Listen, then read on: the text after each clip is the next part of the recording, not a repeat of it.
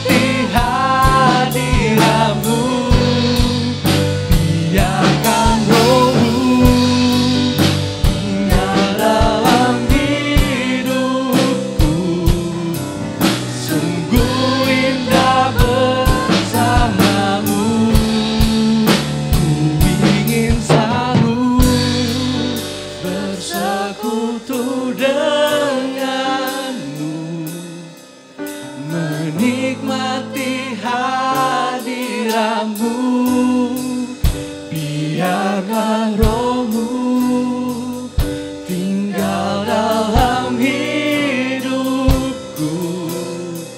Sungguh indah bersamamu, ingin selalu bersekutu dengan. Sudah ngawalio topin dalam nikmati hadiratmu. Biarlah Roh-Mu tinggal dalam hidupku. Sungguh indah bersamamu, sungguh indah bersamamu, sungguh indah bersamamu selamanya. Benar Bapa, sungguh indah bersamamu. Maka pagi hari ini kami jemaat di AMS ini bersatu hati untuk memuji, memuliakan serta menerima sebagian dari firman-Mu. Biarlah hari ini kami boleh dipenuhkan dengan firman Tuhan untuk kehidupan kami semua. Terima kasih Tuhan Yesus, kami akan memulai ibadah pagi hari ini hanya di dalam nama Tuhan Yesus Kristus. Haleluya. Amin.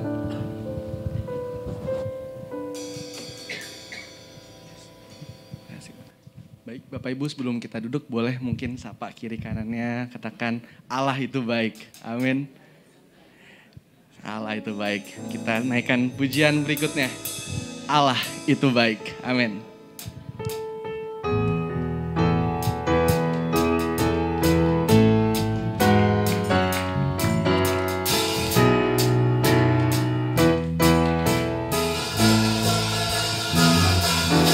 Allah itu baik, sungguh baik bagiku. Ditunjukkannya kasih setianya.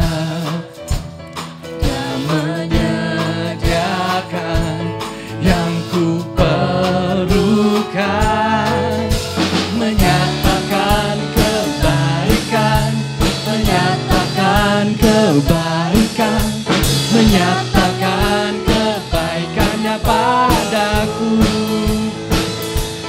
Kasih setianya tak pernah berubah, dulu, sekarang, dan selamanya. Ajaiblah kuasa dalam namanya. Yesusku luar biasa. Allah itu baik. Itu baik, sungguh baik bagiku. Ditunjukkannya kasih setianya. Dia menyediakan yang ku perlukan, menyatakan kebaikan, menyatakan kebaikan, menyatakan kebaikannya padaku. Kasih setianya tak pernah berubah, dulu, sekarang, dan selamanya. Ajaiblah kuasa dalam namanya. Yesusku luar biasa. Yesusku luar biasa. Yesusku luar biasa.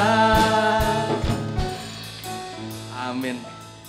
Masih penuh sukacita Bapak Ibu hari ini. Amin. Sesuai tema kita, pertolongan dari Tuhan. Dan tentu oleh karena itu pengharapan kita hanya dari Yesus saja. Yesus pengharapanku. Mari kita angkat pujian.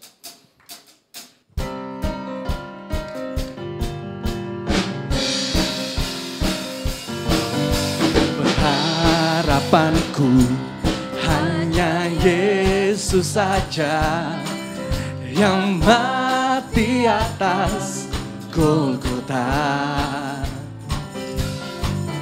Dia gembala jiwaku yang sungguh, Yesus dia harapanku. Harapanku hanya Yesus saja, yang mati atas Golgota. Dia gembala jiwaku yang sungguh, Yesus dia harapan. Yesus harapan jiwaku, Yesus pelepas dosaku. Ya pohon sama dan kesenanganku, Yesus dia harapanku. Yesus harapan jiwaku, Yesus pelepas dosaku. Dia pohon sama dan kesenanganku, Yesus dia harapanku. Yesus dia harapanku. Yesus dia harapanku. Amin. Bapak Ibu, mungkin setelah pujian ini aku akan buka ruang kesaksian untuk bagi Bapak Ibu yang ingin menyaksikan cerita kasih Tuhan. Namun sambil kita menyiapkan, aku ingin bangkit berdiri Bapak Ibu. Kita ingin semangat memuji nama Tuhan dan kita naikkan pujian. Terpujilah namamu Tuhan. Engkaulah Raja atas dunia, yang menghancurkan kutu dan membebaskan jiwa. Kami bersorak, bertepuk tangan. Engkau Tuhan berjaya dan memerintah untuk selamanya. Bapak Ibu kita akan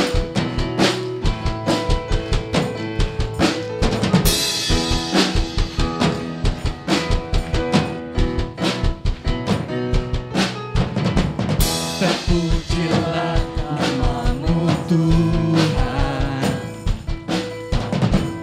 kuat dan penuh kemuliaan.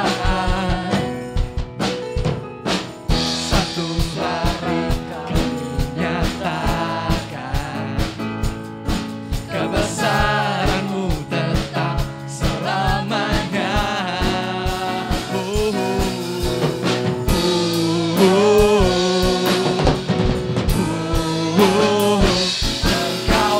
Raja atas dunia,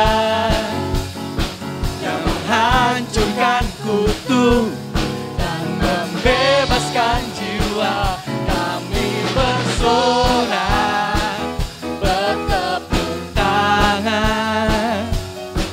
Engkau Tuhan berjaya dan memerintah untuk selamanya.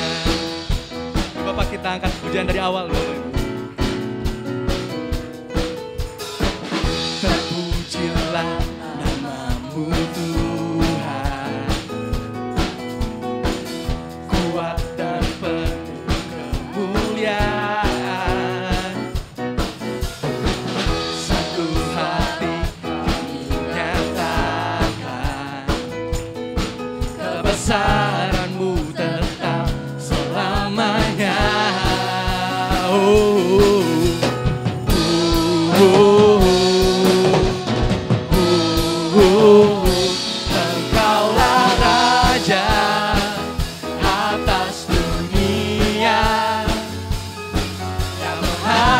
menghancurkan kutu dan membebaskan jiwa. Kami bersorak, bertepuk tangan. Engkau Tuhan berjaya dan memerintah untuk. Engkaulah Raja atas dunia. Amin. Yang menghancurkan kutu dan membebaskan jiwa. Bersorak, bertepuk tangan. Engkau Tuhan berjaya dan memerintah untuk. Engkaulah Raja atas dunia. Yang menghancurkan kutu dan membebaskan jiwa. Kami bersorak, bertepuk tangan. Engkau Tuhan berjaya dan memerintah untuk selamanya. Dan memerintah untuk selamanya. Dan memerintah untuk selamanya.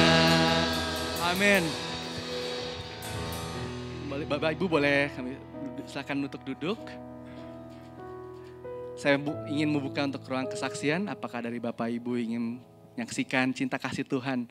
Sudah setengah tahun dilewati, pasti banyak hal-hal yang Tuhan tolong, Tuhan lindungi, Tuhan sertai. Aku silakan kembali lagi, ada Bapak Ibu yang ingin menyaksikan cinta kasih Tuhan? Tidak ada? Amin.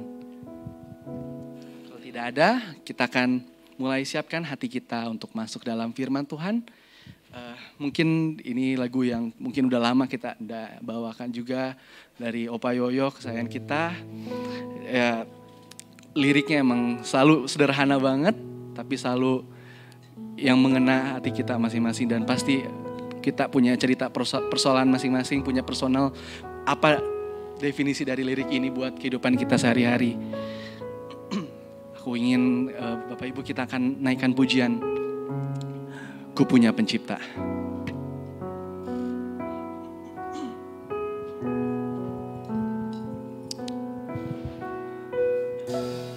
Ku punya pencipta, Dia bentuk hatiku sebelum dunia ada, aku di tangannya.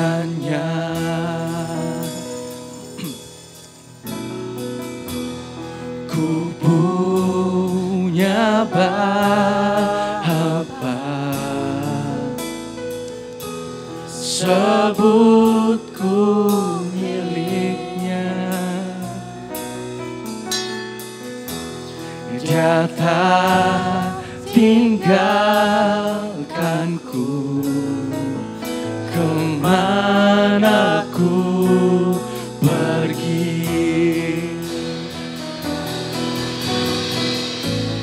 Tahu namaku,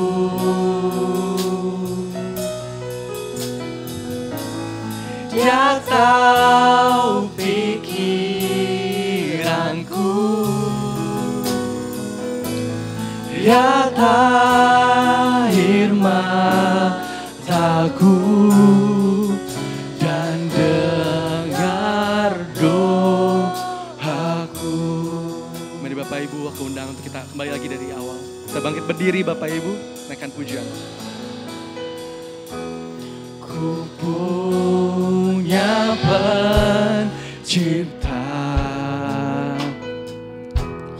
Dia bentuk hatiku sebelum dunia ada, aku di tangannya.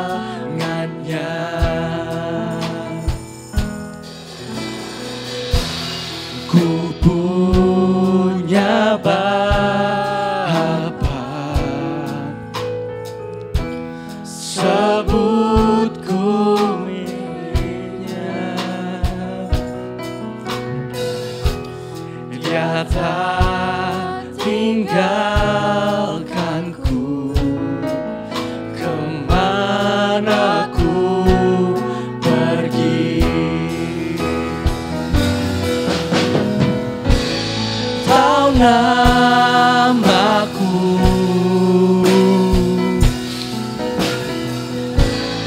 Dia tahu pikiranku,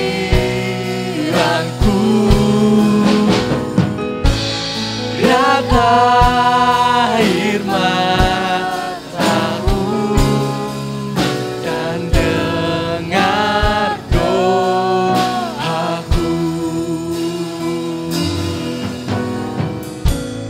Tahu namaku,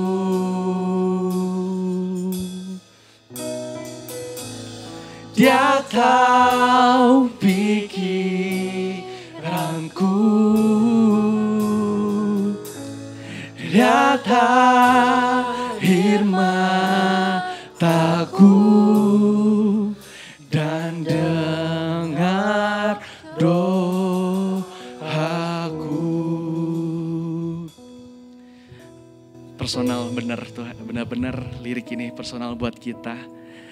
Bapak Ibu, kita akan angkat satu pujian kembali terakhir untuk kita masuk dalam firman. Benar-benar Tuhan selalu menolong kita dalam setiap waktu, setiap musim boleh berlalu, tapi Tuhan selalu ada di dekat kita, terlalu dekat buat kita. Kita akan pujian, Tuhan selalu menolongku.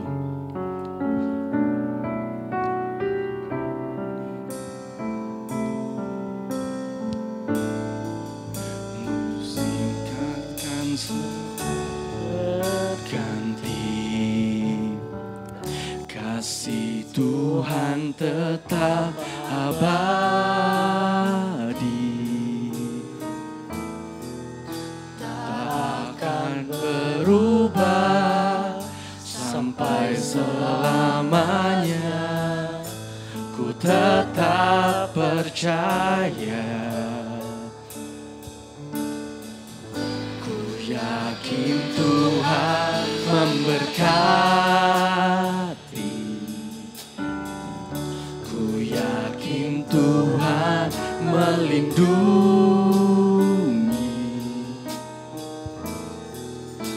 burung di udara Tuhan pelihara karena kasih-Nya. Tuhan selalu menolongku, selalu menjagaku, sehelai di rambutku tak akan terjatuh tanpa seizin-Mu.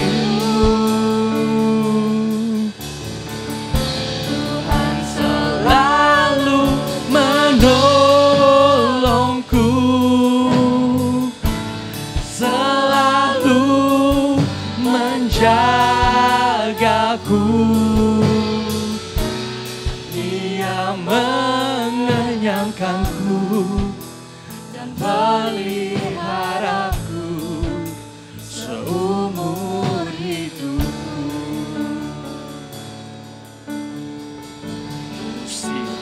Akan selalu berganti, kasih Tuhan tetap abadi, tak akan berubah sampai selamanya. Ku tetap percaya,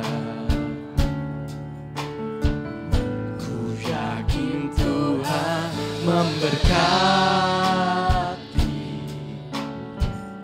ku yakin Tuhan melindungi, burung di udara Tuhan pelihara karena kasih Tuhan selalu menolongku, selalu menjagaku, sehelai di rambutku tak akan terjatuh tanpa seizinku. Tuhan selalu menolongku, selalu menjagaku. Saya undang hormat Ibu Nelce. Dia mengenyangkanku dan peliharaku seumur hidupku. Dia mengenyangkanku dan peliharaku seumur hidupku. Bapak Ibu, mari kita persiapkan hati kita untuk menerima teburan firman Tuhan.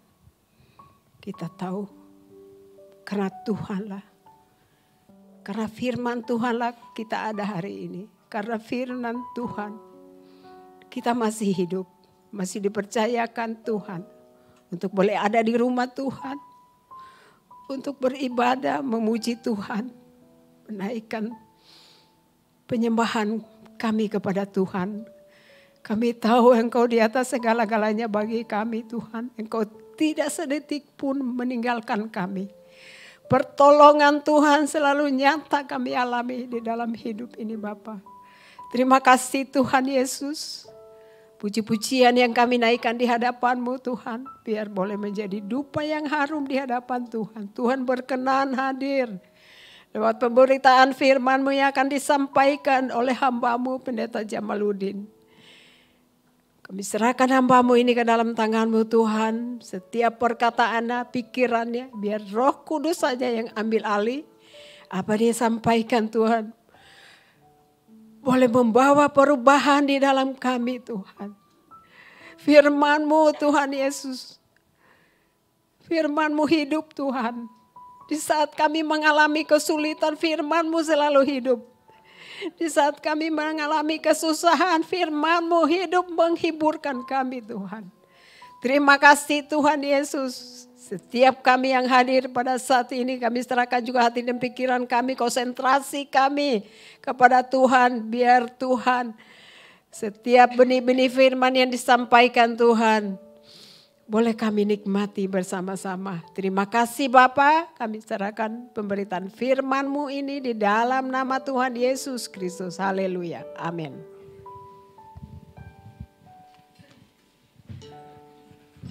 Waktu dan tempat selanjutnya saya persilakan pada hambanya Bapak Pendeta Jamaluddin. Haleluya. Pertama-tama kita mengucap syukur kepada Tuhan untuk waktu, kesempatan, dan juga kesehatan yang Tuhan berikan. Kita bisa beribadah, mendengarkan firman Tuhan dalam kerangka hidup yang berbeda dengan hidup yang lalu-lalu. Sehingga kita bisa memaknai hidup yang lebih baik. Saya berterima kasih kepada Ibu Gembala yang mempercayakan saya untuk menyampaikan firman Tuhan pada pagi hari ini, juga untuk seluruh para majelis dan sidang jemaat Tuhan yang sudah mempersiapkan kita bisa beribadah pada pagi hari ini. Nah, sesuai dengan tema firman Tuhan pada bulan ini, kita akan membuka nats itu Mazmur pasalnya yang 121, Mazmur 121. Ayat yang pertama sampai dengan ayatnya yang ke-8.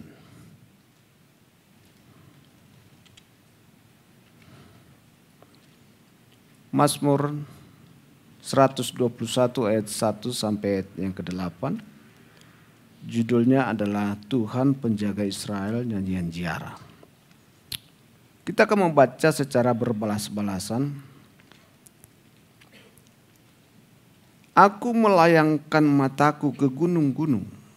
Dari manakah akan datang pertolonganku?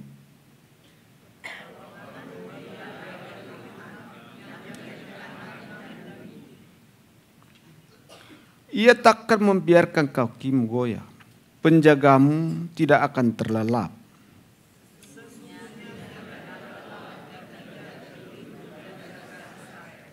Tuhanlah penjagamu, Tuhanlah naunganmu, di sebelah tangan kananmu.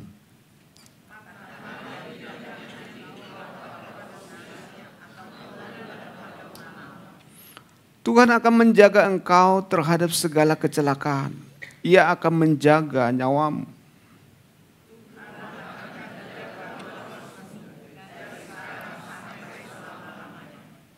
Amin. Pertolonganku dari Tuhan, atau Tuhan adalah penolongku. Kita diciptakan sebagai makhluk yang tidak independen. Kita adalah manusia ciptaan yang diciptakan untuk bergantung. Bergantung kepada Allah. Itu sebabnya ketika manusia berdosa, dia digambarkan mati. Dia digambarkan kegelapan. Karena dia sudah hidup di luar hidup yang dikehendaki. Nats yang kita baca dan juga menjadi tema firman Tuhan pada bulan ini. Tuhan adalah penolongku. Kalau saudara dan saya mengatakan Tuhan adalah penolongku, apa artinya itu? Apa makna yang terkandung di dalam hati dan pikiran kita ketika kita berkata Tuhan adalah penolongku? Pengalaman apa? Catatan apa yang ada di dalam sehingga kemudian kita berkata Tuhan penolongku? Adakah artinya kata-kata itu tanpa pengalaman? Kita melebeli seseorang atau memberikan suatu julukan kepada seseorang, itu kan berdasarkan sesuatu catatan, jejak yang ada di dalam diri kita. Sehingga kalau kemudian seperti yang di dalam Mazmur 121, atau yang menjadi judul tema kita, Tuhan penolongku. Catatan apa? Pengalaman apa? Yang ada di dalam sehingga kata-kata itu menjadi bermakna, bernilai. Karena tanpa pengalaman itu, tak ada artinya kata itu. Apa artinya orang yang tidak kita kenal lalu berkata, kau adalah segalanya bagiku. Siapa dia? Saya juga baru kenal. Tiba-tiba dia mengatakan, kau sahabat terbaikku. Kita mungkin menggeritkan kening. Apa ini? Jadi, kalau kita berkata Tuhan adalah penolongku, itu bisa menyatakan satu kekaguman. Menyatakan suatu kegabungan kepada orang yang dikatakan penolongku itu. Kau penolongku. Itu syarat dengan rasa mengagungkan dia. Syarat dengan rasa berterima kasih kepadanya. Syarat dengan rasa syukur kepadanya. Syarat dengan rasa pujian kepadanya. Mungkin syarat dengan rasa penghargaan, penghormatan yang ada di dalam pernyataan itu. Dia tersimpul bersama dengan perkataan itu. Sehingga perkataan itu tidak bisa diucapkan dengan kata saja. Dia pasti datang dari dalam hati yang paling dalam. Nah, Mazmur 121 latar belakangnya adalah nyanyian ziarah. Ziarah itu adalah suatu, kalau kita sejajarkan dengan sekarang itu, seperti napak tilas. Napak tilas. Napak tilas itu adalah menelusuri jejak-jejak masa lampau. Umpamanya, kita ini semua kan perantau ini kan. Orang yang di Jakarta ini banyak kan perantau, datang dari daerah. Mungkin dulu meninggalkan kampung halaman masih usia seperti saya, masih usia 10 tahun. Tahun 78 saya datang. Karena keadaan, situasi, tragedi lah kehidupan. Lalu kemudian saya kembali lagi. Itu pada usia 32 tahun. Hampir 22 tahun. Saya meninggalkan masih SD. Dan sekarang saya pulang sudah 32 tahun. Pertama kali. Dan saya ketika masuk ke kampung. Saya melihat rumah saya yang sudah buruk. Saya melihat dulu di mana saya biasa tidur. Saya melihat di mana saya biasa makan. Saya melihat di mana saya biasa bermain. Saya melihat di mana saya mandi. Ketika saudara dan saya melihat itu, ada sesuatu yang hidup di dalam, bukan? Kenangan lama dibangkitkan. Kenangan lama dihidupkan. Catatan yang sudah tertutup itu kemudian muncul kembali. Melihat sana, melihat ke sana, ingatan muncul. Lalu pergi ke kuburan. Kuburan seringkali kan kemana? Mau ziarah dulu kan? Biasanya gitu kan? Oke. Ketika kita pergi ke kuburan. Untuk apa pergi ke kuburan? Ini bukan sembarang kuburan. Gak semua kuburan kita jalani. Ini seseorang yang sangat berarti bagiku. Saya tidak akan pergi ke kuburan yang tidak berarti bagiku. Jadi ziarah itu adalah menelusuri jejak-jejak masa lampau yang punya arti dalam hidupku. Dia menorehkan sejarah dalam hidupku. Mengisi hidup. Ketika saya datang ke tempat itu. Kebetulan kalau di kampung kami kuburan itu di ketinggian. Jadi kita harus naik itu. Sambil semakin dekat. Semakin nyata dia. Semakin dekat semakin nyata. Begitu dilihat.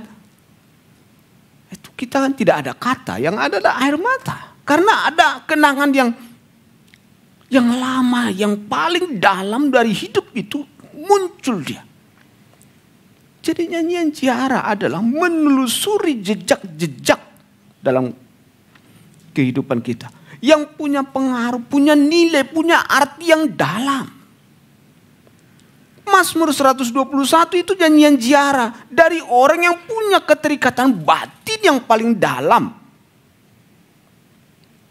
Dan nyanyian ziarah itu kaitannya dengan keagamaan. Kalau kegiatannya dengan sejarah, saudara pergi ke museum, ke Lubang Buaya. Tapi kalau kegiatan dengan keagamaan, namanya nyanyian ziarah. Jadi kalau begitu nyanyian ziarah ini adalah orang yang pergi ke Yerusalem beribadah. Mungkin dia datang dari luar Yerusalem. Dalam masa itu paling tidak orang-orang Yahudi yang sudah dewasa harus hadir di Bait Allah pada hari raya besar. Jadi sambil mereka datang ke Yerusalem, mungkin mereka datang dari Galilea, mereka mengingat sesuatu. Sambil menyanyikan pujian, mereka terikat dengan siapa yang dia mau tuju. Karena ini kaitannya ke Bait Allah. Berarti ada relasi pribadi antara dia dengan yang dia mau tuju. Ada ikatan, ada yang memanggil di dalam jiwanya yang paling dalam. Sehingga dia mau datang ke tempat itu. Sama seperti saudara kalau pulang ke kampung, menemui orang yang berarti. Bahkan sudah mati pun kita temui. Karena dia seperti hidup dan kemudian kita. Ada sesuatu yang tidak bisa dihidupkan dengan cara yang lain. Memang harus pergi ke situ. Sehingga pemazmur ini, nyanyian ziarah ini adalah orang yang sedang pergi ke Bait Allah. Dalam masa perjanjian lama, Bait Allah itu di Yerusalem. Dan ketika dia sambil berjalan ke Bait Allah di Yerusalem, dia mengatakan syair ini. Aku melayangkan mataku ke gunung-gunung. Dari manakah akan datang pertolonganku? Gunung adalah tempat untuk meminta pertolongan. Masa lalu, perjanjian lama entah sebelum kita beragama seperti sekarang. Agama-agama masa lalu selalu beribadah di gunung. Saudara tahu ada 1000 tangga? Itu kan kemana itu? Di daerah mana itu? 1000 tangga itu. Di mana? Ke gunung. Untuk apa? Ada sesuatu di sana. Orang meminta pertolongan ke gunung. Gunung-gunung itu membicarakan tentang kekuatan-kekuatan yang bisa memberikan pertolongan. Sehingga pada masa perjanjian lama, gunung selalu kaitannya dengan tempat meminta pertolongan. Dan pemazmur ini berkata, aku melayangkan mataku ke gunung-gunung. Dia sudah melewati banyak gunung. Dia sudah berjumpa dengan banyak gunung. Tetapi ayat yang kedua, pertolonganku datang dari Tuhan. Dia mensejajarkan Tuhan huruf besar, semuanya itu terjemahan dari YHWH atau Yahweh yang seringkali mungkin orang bilang, sekalipun orang berkata karena dia tanpa huruf hidup sebenarnya dia nggak bisa dibaca. Pertolonganku ya dari Tuhan. Dia diibaratkan gunung, tetapi bukan seperti gunung itu, gunung itu, gunung itu. Banyak gunung yang bisa memberikan pertolongan, tapi gunung-gunung itu tidak sama dengan gunung ini. Gunungku yang sejati adalah Yahweh, Allah Israel. Ada pengalamannya dengan Allah Israel sehingga dia berkata, ini adalah gunung yang sejati. Dia telah melewati banyak perjalanan hidup, telah melewati banyak kesulitan hidup. Tetapi pertolongan yang sejati datang dari Allah Israel. Maka ini adalah pernyataan orang yang punya keterikatan hidup, keterikatan batin, pengalaman bersama, keintiman yang dalam, hubungan yang dekat dengan Tuhan itu. Sehingga dia bisa menggambarkannya seperti gunung. Hanya orang yang kemudian bisa dekat, hanya orang yang dekat yang kemudian bisa menggambarkan seseorang dengan cepat. Satu kata tentang ayahmu.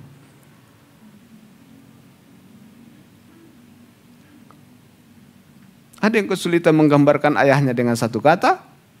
Makin dekat makin mudah menggambarkannya, bukan? Dan pemazmur menggambarkannya seperti gunung. Dalam ayat yang kedua, pertolonganku ialah dari Tuhan yang menjadikan langit dan bumi. Memang ada gunung di sana, gunung di sana, gunung di sana. Tapi gunung yang sejati yang mengatasi segala gunung adalah Tuhan. Sambil dia berjalan, dia mengingat pengalaman itu. Dia mengingat bagaimana Tuhan menolong dia. Gunung memberikan pertolongan. Kesulitan ini, kesukaran ini, masa yang sulit ini, dan dia berkata, engkau adalah gunungku, sumber pertolonganku. Dalam ayat yang ketiga, dia menggambarkan Allahnya sebagai penolong yang sejati, yang tidak akan membiarkan kakimu goyah, penjaga tidak akan terlelap. Penjaga itu adalah seseorang yang berdiri di samping, yang siap sedia menjaga keselamatan saudara. Allah digambarkan sebagai penjaga. Penjaga adalah penolong yang selalu berdiri di samping saudara, dan dia katakan penjaga yang tidak pernah terlelap. Di mana ada di dunia ini penjaga yang kemudian selalu ada di samping saudara? Jangankan penjaga yang di samping kita saja kadang-kadang tidak ada setiap hari, setiap saat. Biarpun kita berpasangan, kadang-kadang pasangan kita ada di mana, kan? Tapi dia menggambarkan Allahnya penjaga yang tidak pernah terlelap, tidak pernah tertidur. Artinya dia selalu setia menjaga kita, selalu ada beserta kita, selalu berdiri di samping kita. Untuk apa? Memberikan pertolongan. Maka ini adalah Tuhan adalah penolongku. Itu menyatakan orang yang merasakan ketergantungan hidup dengan Tuhan. Judul itu mengisyaratkan pernyataan orang yang tidak dependen. Dia menyatakan kebergantungan hidup. Kesadaran diri bahwa dia bergantung. Dia tidak mampu mengatasi. Bukan orang mandiri tetapi orang yang bergantung. Maka dia berkata, Tuhanlah penjagaku.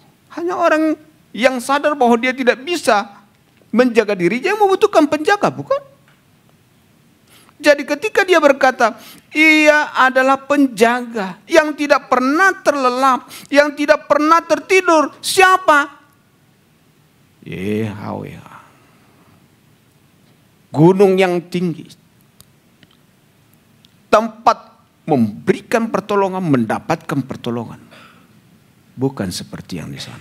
Banyak gunung. Kalau saudara kita ini ada gunung nih. Ini tempat ini boleh diibaratkan gunung. Tapi kalau saudara buka lagi itu ada gunung lagi itu. Di sana ada lagi gunung lagi. Banyak gunung di sini. Gunung-gunung. Tapi Allah Israel gunung di atas segala gunung. Ini kekuatan di atas segala kekuatan. Dan itulah yang siap menjadi penjaga yang memberikan pertolongan. Dan kepada itulah Mazmur ini berkata, Tuhanlah penjaga. Dia mengenang, ziarah, mengenang masa-masa lalu hidupnya orang ini dengan Allah Israel itu. Jadi dia pengalaman hidupnya yang lalu sambil dia datang menghampiri Tuhan di Bukit Sion. Bait Allah, Yerusalem ada di ketinggian. Kota Yerusalem ada yang ketinggian. Saudara yang pernah ke Yerusalem mungkin tahu bahwa sudah lihat dengan pasti Yerusalem itu kota di atas bukit.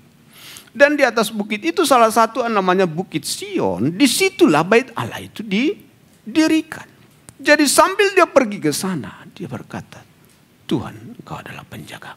Mungkin dia mengatakannya di dalam hatinya. Sambil dia menanjak naik. Lalu dalam ayatnya yang ke 5, Tuhanlah penjagamu, Tuhanlah naunganmu di sebelah tangan kananmu. Matahari tidak menyakiti engkau pada waktu siang atau bulan pada waktu malam. Matahari dan bulan itu menggambarkan kekuatan para dewa pada masa lalu. Matahari itu seperti dewa yang memberikan kehidupan dan bulan adalah dewi yang lain yang juga memberikan kehidupan.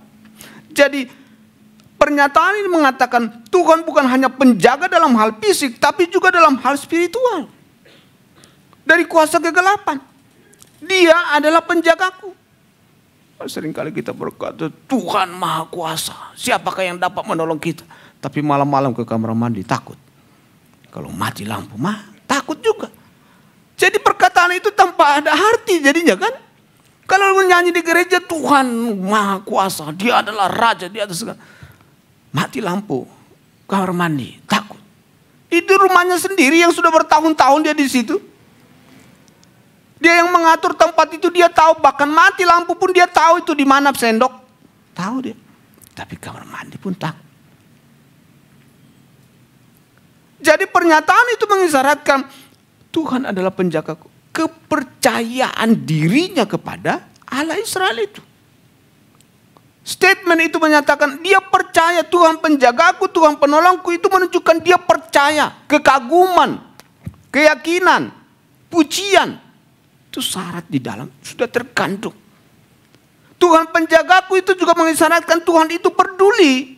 Tuhan itu penuh kasih, belas kasihannya ada aktif. Matahari tidak menyakiti engkau.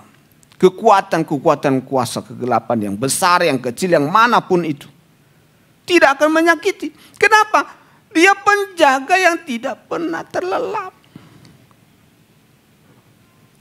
Tuhan akan menjaga engkau terhadap segala kecelakaan. Ia akan menjaga nyawamu. Tuhan akan menjaga keluar masukmu dari sekarang sampai selama-lamanya. Untuk hal yang bersifat lahiriah, untuk hal yang bersifat rohani. Itulah sebabnya dia disebut penolong yang sejati. Yang tidak terbatas hanya kepada hal-hal tertentu. Bukan hanya untuk satu masalah. Tapi segala masalah dapat mendapat pertolongan. Sehingga Yesus menjadi jawab. Mungkin itu adalah ziarah dalam perjanjian lama. Nah, karena kita pada bulan ini berkaitan dengan hari Pentakosta, ziarah, nyanyian ziarah pada perjanjian baru. Kira-kira apa yang kemudian kita mau lihat? Kan kayak bait Allah tidak ada lagi di Yerusalem, bukan? Sehingga kalau kemudian kita yang ada dalam perjanjian baru, kira-kira nyanyian ziarah kita kemana ini? Maka kita kaitkan dengan bulan ini, hari Pentakosta, kita akan melihat tentang Roh Kudus yang dicurahkan. Roh Kudus juga adalah penolong. Karena itu kita akan melihat Yohanes pasalnya yang ke-16, ayatnya yang ke-7, 8, 9, dan 10, 11. Yohanes 16 ayat 7. Namun benar yang kukatakan ini kepadamu adalah lebih berguna bagi kamu jika aku pergi. Sebab jikalau aku tidak pergi, penghibur itu tidak akan datang kepadamu. Tetapi jikalau aku pergi, aku akan mengutus dia kepadamu. Dan kalau ia datang, ia akan menginsafkan dunia akan dosa, kebenaran dan penghakiman. Akan dosa karena mereka tetap tidak percaya kepadaku. Akan kebenaran karena aku pergi kepada Bapa dan kamu tidak melihat aku lagi. Akan penghakiman karena penguasa dunia ini telah dihukum. Ketika Yesus menyampaikan ayat-ayat yang terkandung dalam Yohanes pasalnya yang ke-16 ayat 11. Dia masih ada di dunia ini. Dia belum mati. Dia masih bersama dengan murid-muridnya. Maka dia berkata, kalau dia datang, kalau aku pergi. Pergi di situ punya dua arti. Pergi dalam arti dia mati di kayu salib. Pergi dalam arti dia pergi ke surga. Dan dia berkata bahwa kalau dia pergi, yang pertama, Roh Kudus akan datang. Untuk apa? Menolong kita. Apa yang bisa diberikan oleh Roh Kudus kepada kita? Dalam ayat yang ke-8, kalau ia datang, ia akan menginsafkan dunia akan dosa. Salah satu pekerjaan atau pertolongan Tuhan kepada kita adalah Roh Kudus menjadikan kita bait Allah. Perjanjian lama, bait Allah ada di luar diri kita. Perjanjian baru, bait Allah ada di sini. Ketika Roh Kudus datang, maka terjadilah keinsapan akan dosa. Keinsapan itu adalah melihat di dalam. Mengerti di dalam. Insaf itu adalah menyadari di dalam. Dan salah satu karya Roh Kudus adalah membuat itu di dalam diri kita. Itu sebabnya ketika Roh Kudus bekerja, dia mengubah di dalam. Kalau sudah berubah di dalam, pasti berubah keluar. Berubah di dalam, itulah yang disebut lahir baru.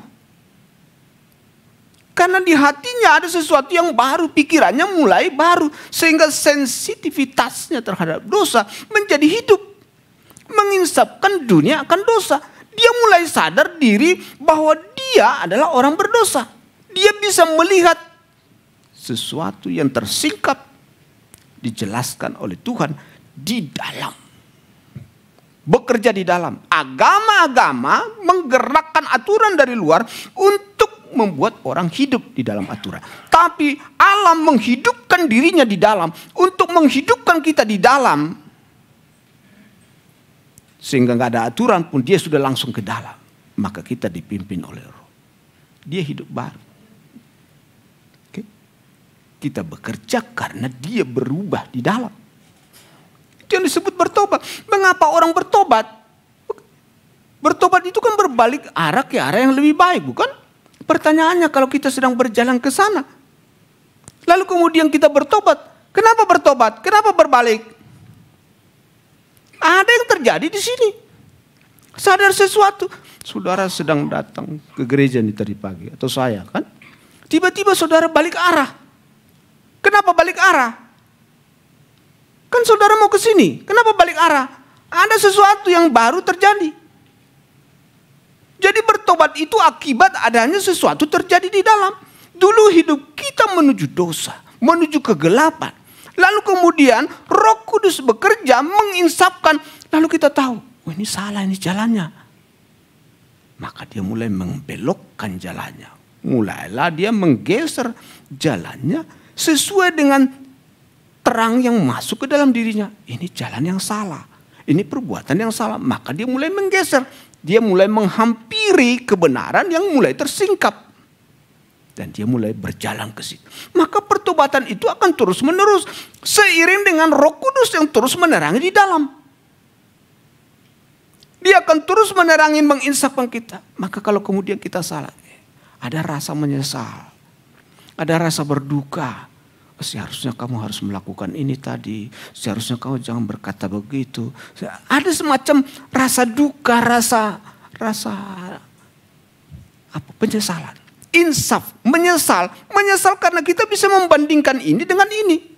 Sadar dia, nilainya mulai dapat. Ternyata saya salah dulu. Dan itu hanya mungkin menjadi pertobatan yang sejati ketika Roh Kudus mulai menerangi di dalam. Oke.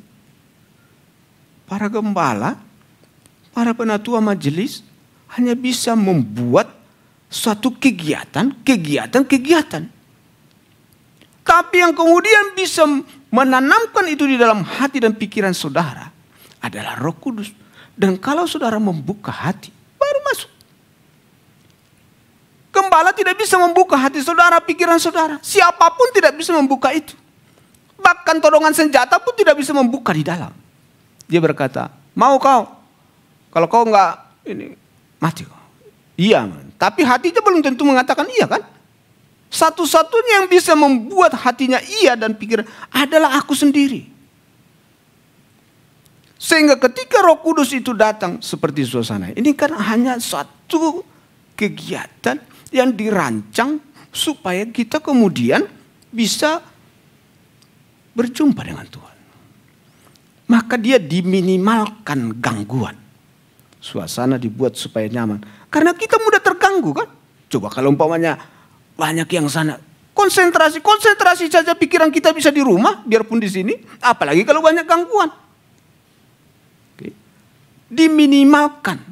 Semua dipersiapkan dengan baik supaya kemudian bisa berjumpa dengan Tuhan. Tapi selama dia tidak bisa masuk ke dalam, perubahan tidak akan pernah menjadi pertobatan yang tetap.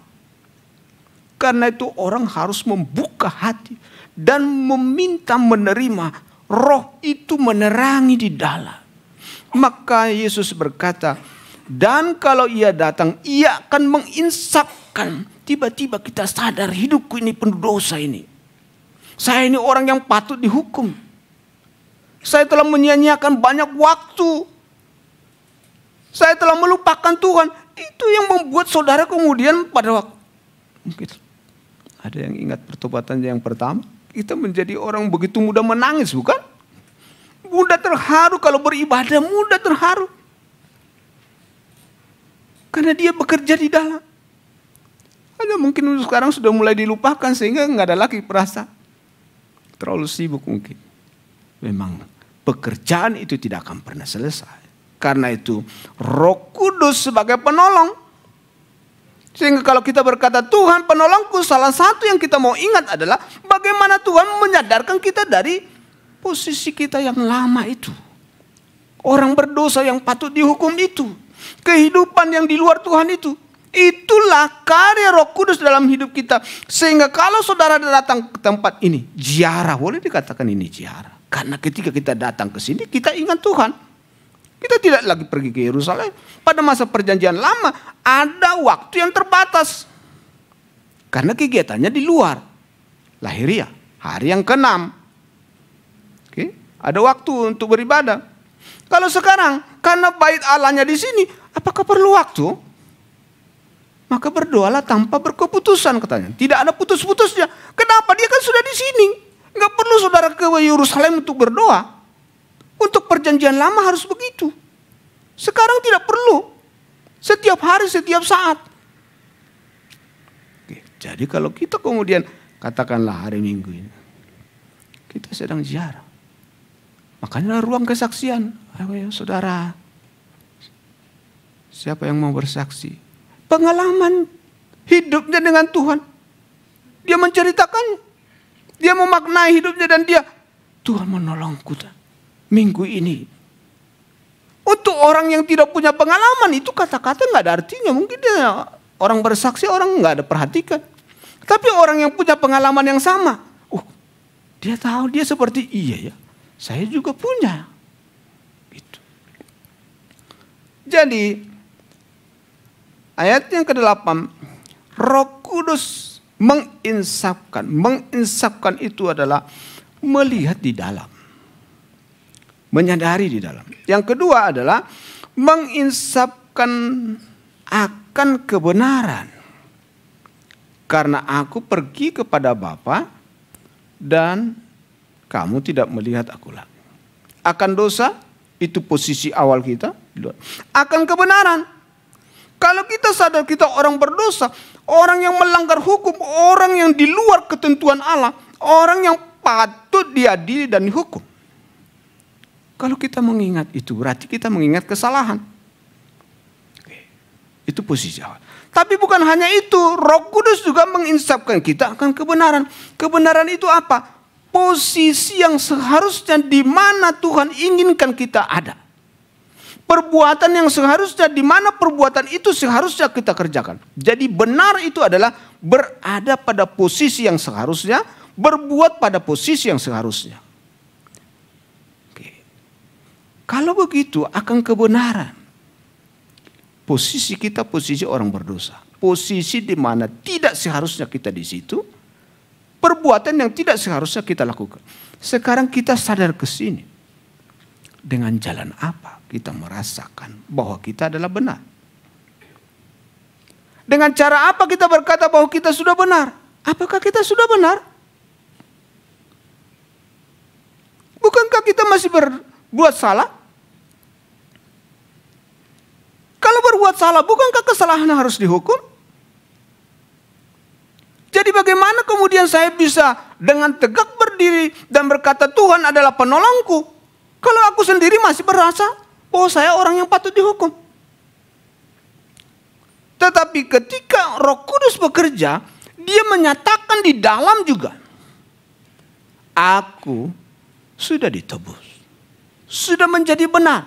Dengan cara apa? Tuhan memberikan kebenarannya. Akulah jalan, kebenaran, dan hidup.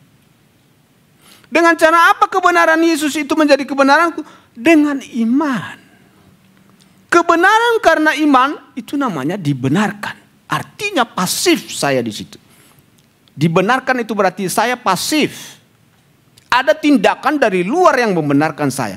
Tindakan siapa? Tindakan Yesus. Maka dalam ayat yang ke-10, akan kebenaran karena aku pergi kepada Bapa dan tidak melihat aku lagi. Yesus telah pergi ke surga menjadi juru damai bagi kita. Dia menjadi penanggung hukuman kita. Ini kebenaran yang tertuang, ternyatakan di dalam, tertuliskan di dalam, dan saya melihatnya. Mungkin tidak semua orang menyadarinya. Karena tidak semua orang bisa menyadari itu. Hanya kalau mungkin Roh Kudus itu menyingkapkan di dalam. Dan tidak ada yang bisa. Kalau sudah tertanam di dalam, tertulis di dalam, siapa yang bisa menghapusnya? Kecuali saudara melupakannya. Maka kebenaran itu kebenaran iman. Iman itu bukti. Ini bukti.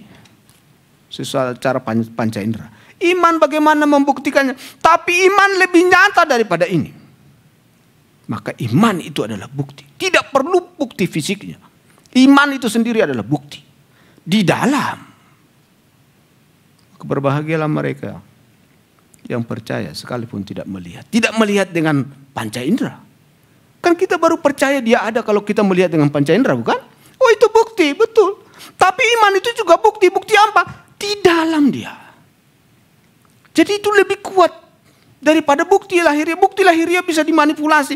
Bukti yang rohani tidak bisa dimanipulasi. Dan itu karya Roh Kudus. Sehingga kemudian kita berkata, Tuhan aku memang berdosa. Tapi Engkau mengasihi saya. Itu yang membuat orang itu tersungkur. Itu yang membuat dia bersyukur. Tuhan Engkaulah penolongku. Akhirnya begitu. Kata-kata itu menjadi berarti karena kita sudah merasakan.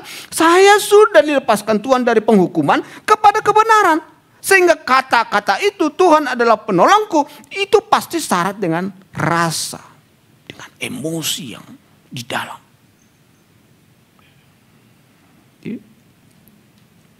Dia mengenang bagaimana hidupnya berbalik, berubah.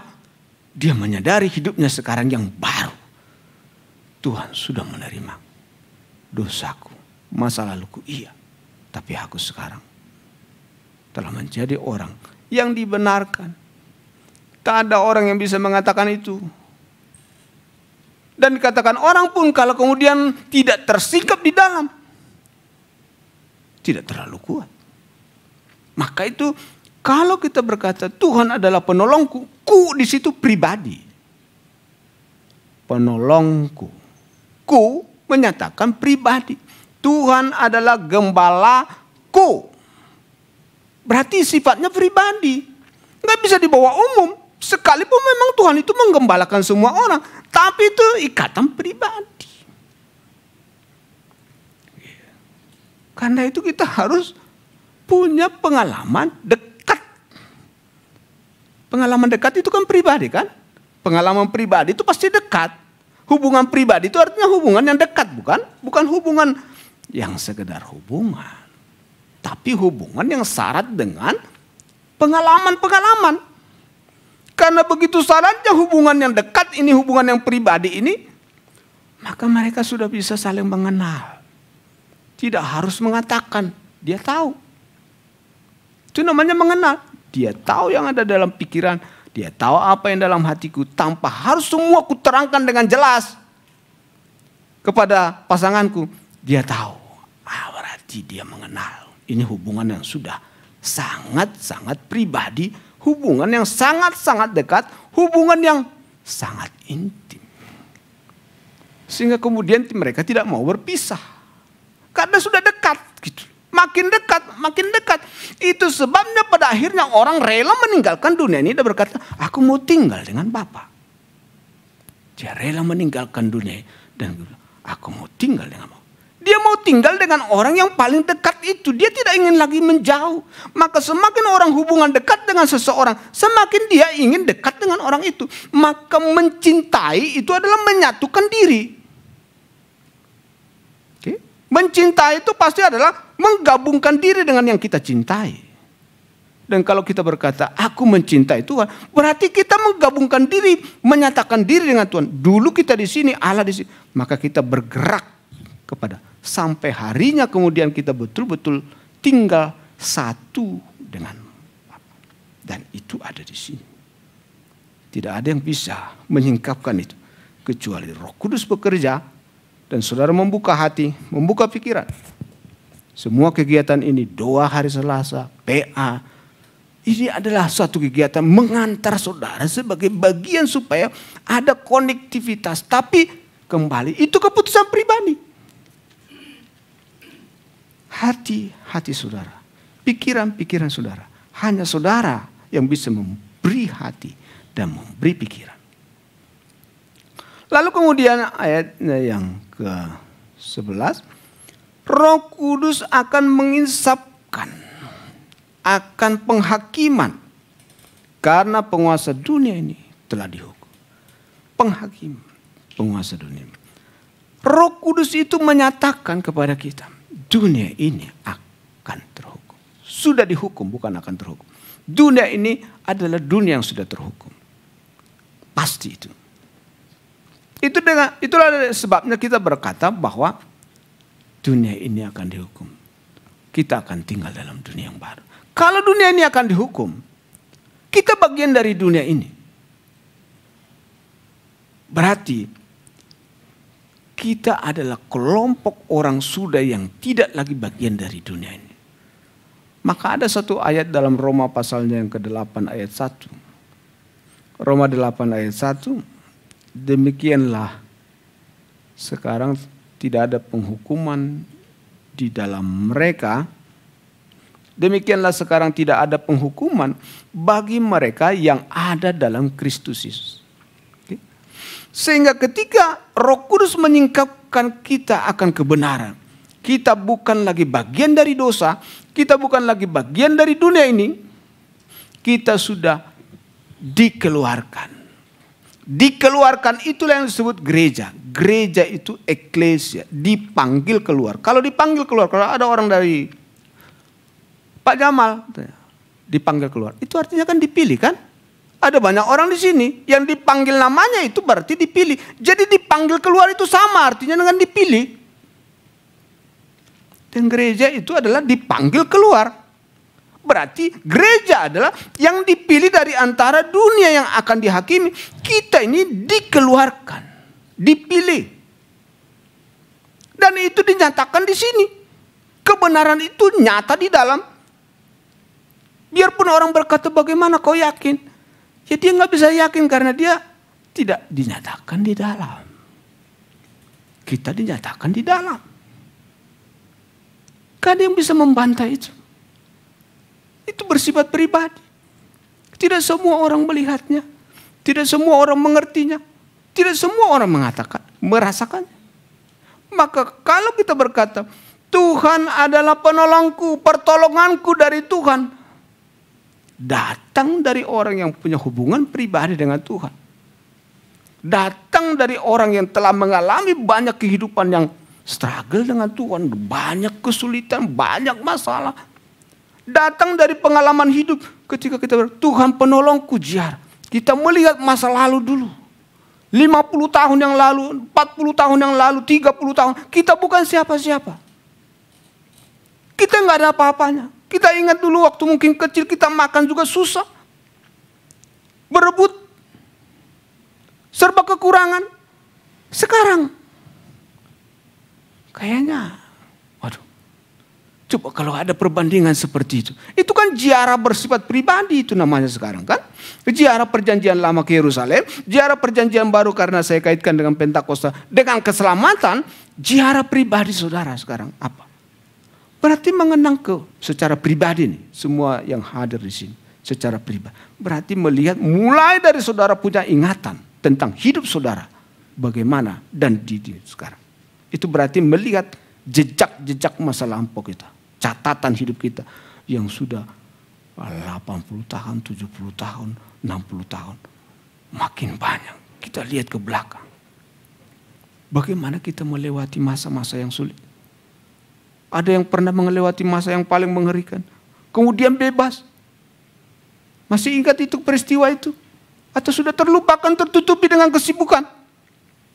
Siapa yang melupakan sejarah katanya? Siapa yang bisa melupakan sejarah? Karena itu, nyanyian ziarah dalam perjanjian lama. Nyanyian ziarah dalam perjanjian baru. Berbicara tentang keselamatan. Bagaimana Tuhan kemudian menjadi penyelamat bagiku. Sekarang Tuhan adalah penolongku. Nyanyian ziarah secara pribadi-pribadi. Berarti kita melihat ke belakang. Coba kita flashback ke belakang. Hal apa yang telah Tuhan buat, Tuhan kerjakan, Tuhan beri, Tuhan lakukan dalam hidup saudara. Sehingga saudara bisa berkata dengan lantang dan dengan hati yang dalam berkata, Tuhan penolongku. Apa? Pengalaman apa? Cerita apa? Catatan itu pasti ada di sini. Dia sudah tergurat di dalam dinding hati yang paling dalam. Dia sudah ada di sini. Pengalaman hidupku berubah menjadi seperti yang sekarang. Dimulai di mana? Titik di mana? Kemudian apa yang terjadi? Banyak kali kita mungkin juga mengalami masa-masa jatuh bangun. Tetapi kok Tuhan masih mengulurkan tangannya. Tuhan mengulurkan tangan sampai hari ini masih mengulurkan tangannya. Tapi apa yang telah kulakukan kepada Tuhan? Aduh Tuhan. Kita mungkin sambil berkata, Tuhan penolong yang setia. Tidak pernah terlelap, setia. Kita tidak setia pun dia setia. Bahkan terkadang kita tidak pernah memikirkannya, Tuhan sekarang sediakan. Siapa yang merencanakan hidup seperti yang ada sekarang ini? Saudara pernah merencanakan itu 50 tahun yang lalu, 40 tahun yang lalu seperti sekarang ini? Oh saya mau ini seperti itu. Tidak. Jadi, kalau kita melihat ke belakang secara pribadi berkaitan dengan judul Tuhan adalah penolongku, pertolonganku datang dari Tuhan, itu adalah pernyataan dari orang telah membangun hidup, menjalin hidup dengan Tuhan, menjalani hidup dengan Tuhan, dan sambil dia datang mungkin dalam doa pribadi di rumah. Saudara kan kalau doa kan tutup mata langsung berdoa, bisa kan? Butuh waktu kadang-kadang mau berdoa kan, kalau doa pribadi kan. Makanya masuklah dalam kamar. Tidak selalu harus masuk ke dalam kamar supaya bisa berdoa. Tapi artinya kita butuh minim gangguan. Nanti sudah duduk berdoa, itu pikiran kita masih di jalan tadi. Masih kerjakan pekerjaan, masih ingat itu. Butuh waktu supaya kemudian pikiran itu tenang gitu. Ikut dalam kata-kata yang kita ucapkan itu. Mungkin waktu 2 menit, 3 menit, 5 menit. Biasanya 5 menit gitu. Kita berusaha berperang sampai terus makin lama kita berkonsentrasi, makin mulai tenang pikiran itu. Mulai dia makin tertuju. Kata-kata itu mulai datang dari dalam. Tapi kalau begitu tutup mata, itu kata doa kadang-kadang hafalan itu. Saudara coba diam dulu sejenak kalau mau berdoa. Ya, yang pribadi. Tenangkan sampai tenang pikiran. Makin lama berkonsentrasi, kalimat kata yang keluar itu datang dari sini. Dia menyatu dia. Dia bukan hanya mulut, pikiran yang berkata, hati pun ikut. Maka dia mulai hidup dia. Hidup dia. Jadi rasa itu mulai hidup. Apalagi kalau saudara tidak merancang kata-kata, tapi mengalir begitu. Ingat sesuatu lalu saudara memaknainya. Tuhan. Sambil saudara, Tuhan. Saudara lihat di dalam. Betapa baiknya engkau. Saudara lihat di dalam. Kebaikan apa yang ada di dalam.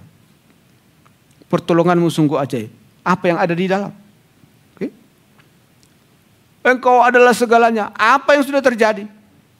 Jadi dia hidup bukan hanya hafalan, tapi dia mengungkapkan yang di dalam. Karena berdoa itu seperti ziarah kalau untuk sekarang kita katakan. Bukan hanya seperti kita ambil senjata lalu kita tembak. Tuhan berkati ini, berkati ini, berkati. Berkati terus. Lupa berterima kasih. Tuhan penolongku itu bagian dari kesadaran diri dan menyatakan rasa terima kasih. Berdoa juga menyatakan terima kasih. Bukankah Tuhan juga tahu sebelum kita meminta juga Tuhan tahu kan? Karena itu berdoa itu mencari tahu apa yang Tuhan kehendaki. Ada banyak hal. Jadi kalau kita kembali kepada tema kita. Tuhan adalah penolongku. Pertolongan Tuhan yang seperti apa? Pemazmur mengatakan dalam Mazmur 121. Pertolongan bukan seperti yang sana. Bukan yang seperti yang sana. Dia memberi pertolongan-pertolongan. Tapi itu pertolongan yang terbatas. Pertolonganku yang sejati. Ialah dari Tuhan. Titik. Dari Tuhan. Dia sudah menolak penolong yang sana. Dia sudah memahami penolong yang di sana. Dia tahu penolong yang sungguh-sungguh mau memberikan yang terbaik baginya adalah Tuhan. Lalu dia menggambarkan penolong itu seperti penjaga pribadi yang selalu berdiri di samping, mengayomi, menaungi, menuntun, mengusir semua pengganggu. Penjaga itu kalau ada yang mengganggu, dia usir. Jangan. Dia lindungi kita dari pengganggu-pengganggu. Maka seperti digambarkan di sini, pada waktu malam, pada waktu siang, kau tidak akan kecelakaan. Nyawamu dijaga. Matahari tidak akan menyakiti, bulan tidak. Penjaga itu menjauhkan, mengatasi yang akan mengganggu saudara. Sehingga kemudian kita bisa sejahtera. Kapan? Selamanya. Karena dia setia, tidak pernah tidur. Selamanya. Bukan hanya di sini. Bahkan sampai selama-lamanya. Ingatlah berapa banyak Tuhan telah berbuat dalam hidup saudara. Catatan-catatan yang tidak bisa dilupakan. Tuliskan di hati, tuliskan di pikiran. Makin banyak tertulis di hati dan pikiran, makin bisa orang berdoa dengan rasa hati yang paling dalam. Sehingga doa itu menjadi hidup karena dia datang dari pengalaman-pengalaman juga. Amin. Puji Tuhan. Sampai di situ firman Tuhan.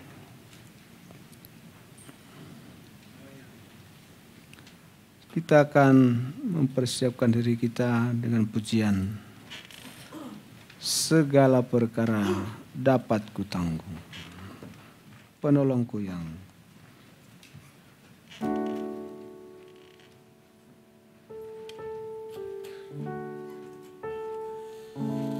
mari kita semua bangkit berdiri. Kita nyanyikan pujian ini dari hati kita. Kita katakan, penolong yang selalu setia.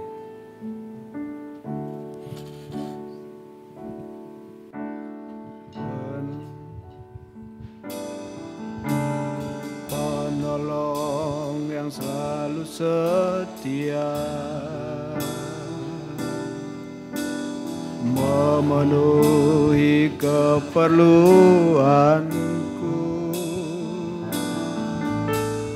tak pernah dia mengecewakan. Yesusku tak pernah gagal. Penolong yang selalu setia, memenuhi keperluanku, tak pernah dia mengecewakan. Yesusku tak pernah gagal. Segala perkara dapat ku tanggung di dalam Dia yang memberi kekuatan.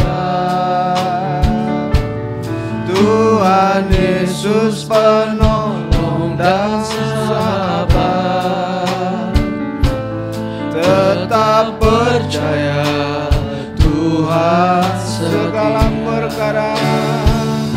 Segala perkara dapat ku tanggung di dalam Dia yang memberi kekuatan.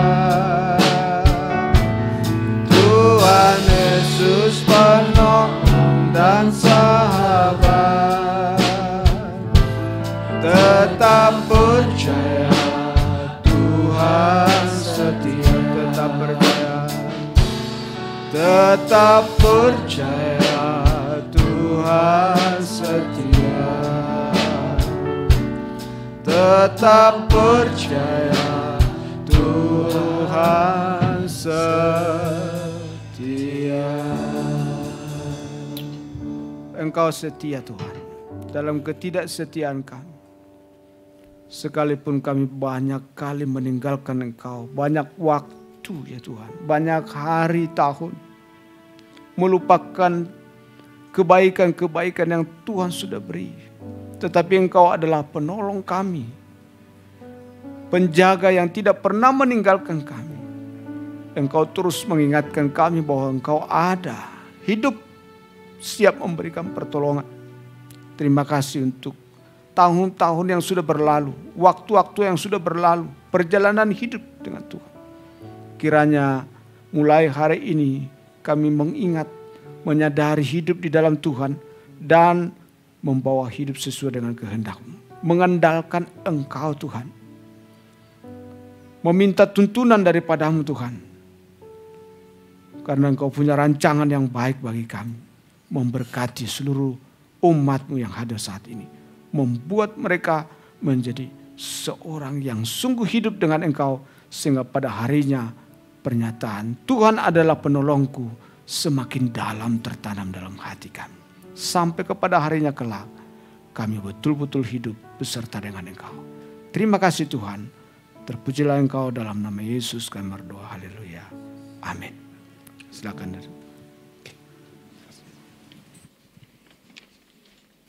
Terima kasih atas pelayanan dari Bapak Pendeta Jamaluddin. Kiranya Tuhan berkati dan Tuhan pakai lebih dahsyat lagi. Saatnya kita akan masuk dalam memberikan persembahan yang terbaik. Saya undang Pak Agus untuk boleh berpimpin doa. Mari saudara, kita berdoa. Terima kasih ya Bapa, Tuhan kami Yesus Kristus.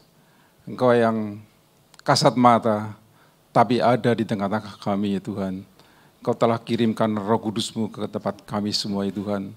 Memberkati jemaat-Mu di tempat ini, pribadi lewat pribadi, satu persatu ya Tuhan, dengan kuasa berkat-Mu ya Tuhan. Tibalah saatnya Tuhan, pada kesempatan ini Tuhan, jemaat-Mu akan memberi untuk pekerjaan-Mu di tempat ini ya Bapa. Urapi jemaat-Mu ya Tuhan, tangan-tangannya memberi Tuhan. Berkati dengan limpah ya Tuhan, apa yang mereka korbankan demi pekerjaan-Mu di tempat ini ya Tuhan. Terima kasih ya Bapa, di dalam nama Bapa, Putra dan Roh Kudus, kami berdoa dan mengucap syukur. Amin. Sambil kantong persembahan diedarkan, mari kita angkat pujian, mari kita mengucap syukur. Amin.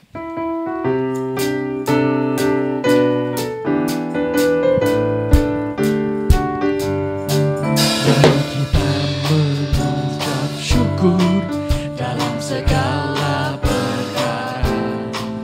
Apa saja yang Tuhan beri selalu cukup bagiku. Tuhan tak pernah keliru, rencananya baik selalu. Percaya pada janji Yesus, Dia takkan mengecewakan. Mari kita mengucap syukur dalam segala masalah, agar Tuhan membuka jalan, memberi berkat melimpah. Jangan takut dan jangan bimbang, firman Tuhan ya dan amin. Mari kita mengucap syukur, sebab ini nyanyian surga. Mari kita mengucap syukur, sebab ini nyanyian surga. Amin. Terima kasih atas persembahan yang diberikan. Bapak Ibu yang berulang tahun boleh maju ke depan. Nanti saya undang dengan hormat Bapak Jamaluddin untuk bisa bantu dalam doa. Kita akan tamatkan ibadah kita. Kita naikkan pujian Ku Kagum Akan Engkau. Mari kita bangkit berdiri.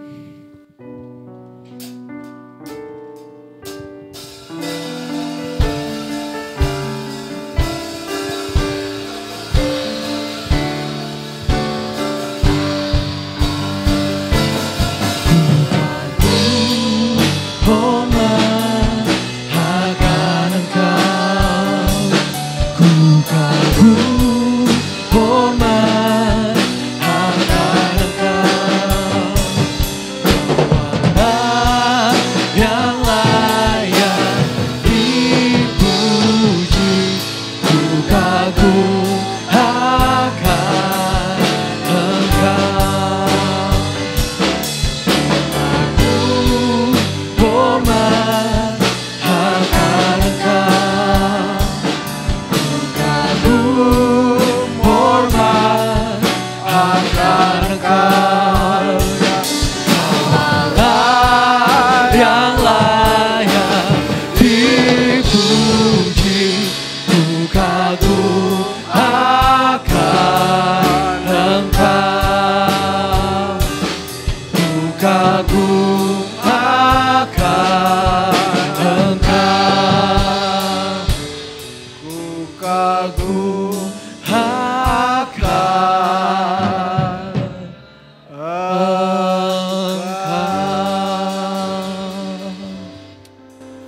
Tuhan, terima kasih untuk para hamba-hamba-Mu yang berulang tahun pada bulan ini. Kiranya catatan hidup menjadi sejarah hidup bersama dengan Tuhan. yang makin lama makin dalam, makin dekat, makin pribadi. Sehingga hamba-hambamu yang berulang tahun ini Tuhan bisa memaknai hidupnya yang semakin dalam di dalam Tuhan, semakin percaya kepada Tuhan, semakin menyerahkan diri untuk Tuhan, memuliakan Tuhan. Kekuatan daripada Tuhan, pertolongan Roh Kudus menyertai, menyatakan di dalam, menghidupkan di dalam, menggerakkan dan mengurapi sehingga hamba-hambamu ini Tuhan bisa menjadi saksi-saksi. Orang-orang yang kuat, orang-orang yang tangguh, orang-orang yang bisa mengulurkan tangan, yang bisa memberikan pundak, bisa menjadi penolong. Karena Tuhan sudah menolong dan memberdayakan mereka untuk kerajaan Allah dinyatakan. Tuhan memberkati dalam pekerjaan, dalam keluarga dan dimanapun Tuhan. Juga kami semua yang hadir pada saat pagi hari sidang jemaatmu dari depan sampai belakang. Tak ada yang terkecuali, semua Engkau tahu. Engkau tahu apa yang dalam hati dan pikiran kami. Kalau banyak di antara kami yang lupa akan Engkau hari ini setelah mendengar firman Tuhan. Tuhan adalah penolongku. Kami mau menyadarkan diri kami dengan pertolongan Roh Kudus. Supaya hari ini dan sampai hari yang akan datang. Selama Tuhan masih izinkan, kami mau hidup dengan Tuhan. Kami mau memaknai hidup sekecil apapun itu adanya sebagai rasa syukur kami dengan Tuhan. Ingatkan kami Tuhan untuk selalu mendekatkan diri kepadamu. Karena kami adalah manusia yang tidak mandiri, yang membutuhkan pertolongan. Dan kiranya Tuhan Engkau menaungi kami, memberkati usaha yang dikerjakan oleh tangan anak-anakmu. Memberkati semuanya Tuhan. Memberkati keluarga lepas keluarga. Terima kasih Tuhan. Maka pada saat ini kita berdoa untuk mereka yang berulang tahun. Turunlah berkat yang daripada Allah Bapa. Kekuatan, penghiburan daripada Yesus Kristus. Dan pertolongan Roh Kudus menyertai kita hari ini, besok, sampai Maranatha Tuhan Yesus datang kembali. Terima kasih. Amin.